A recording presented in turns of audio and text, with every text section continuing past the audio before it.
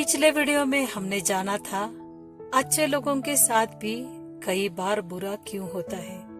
भगवान श्री कृष्ण हमें बताते हैं कि हर कर्म का फल तुरंत मिलना आवश्यक नहीं होता।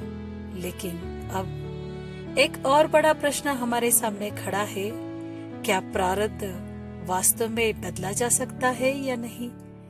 अगर सब कुछ पहले से तय है तो फिर मेहनत करने का क्या अर्थ है? यही वो प्रश्न है जिसका उत्तर भगवत गीता हमें देती है।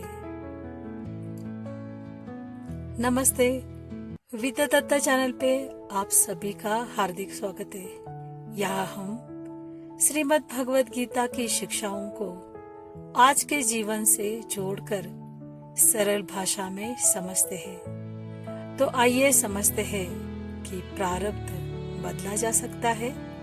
लेकिन पहले एक बात समझिए, अधिकतर लोग प्रारब्ध का नाम तो जानते हैं, लेकिन यह नहीं जानते कि प्रारब्ध बनता कैसे है। भारतीय दर्शन में कर्मफल को 3 भागों में समझाया गया है: संचित कर्म, प्रारब्ध कर्म और आगामी कर्म।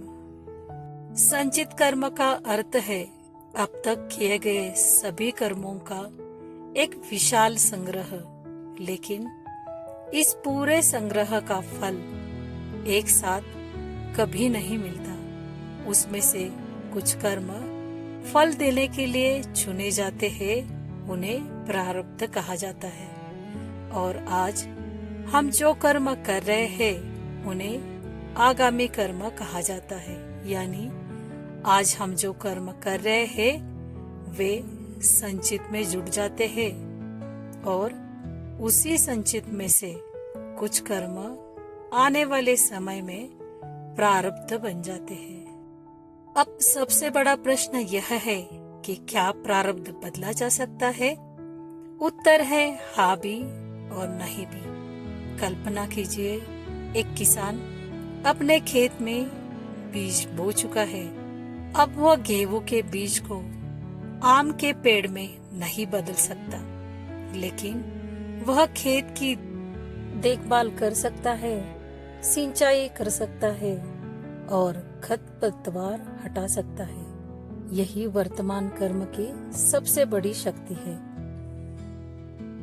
कुछ परिस्थितियां तुरंत नहीं बदलती, लेकिन उन परिस्थितियों में हमारे निर्णय, हमारे कर्म और हमारा दृष्टिकोण भविष्य बदल देता है।